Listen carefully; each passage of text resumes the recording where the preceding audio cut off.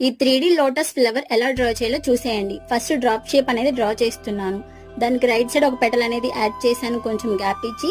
Same అలానే left side కూడా add చేస్తున్నాను. ఇలానే 2 సైడ్స్ మళ్ళీ పెటల్స్ అనేవి యాడ్ చేస్తున్నాను ఈవెన్ గా.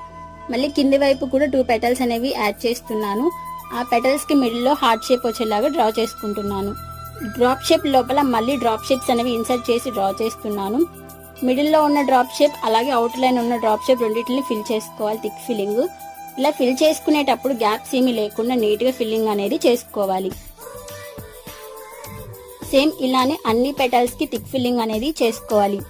పెటల్స్ లోపల గ్యాప్స్ అనేవి లేకుండా నీట్ గా ఫిల్ చేసుకోవాలి. ఒకవేళ పెటల్ అవుట్ లైన్ ఏదైనా అన్ఈవెన్ గా అనిపిస్తే అడ్జస్ట్ చేసుకోవచ్చు. పెటల్స్ అన్ని నీట్ గా ఇలా ఫిల్ చేసుకున్న తర్వాత మళ్ళీ ఒకసారి పెటల్ అవుట్ లైన్స్ అన్ని ఈవెన్ గా డ్రా చేసుకోవాలి.